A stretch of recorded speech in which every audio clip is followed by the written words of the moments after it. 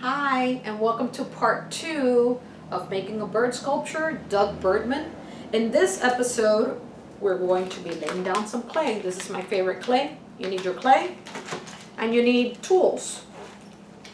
A rolling pin and all that stuff. We'll put it in the description box to make this. So we'll turn some clay into some magic. And then in our last part 3, we'll show you how we painted Mr. Doug Byrdman. Enjoy part 2.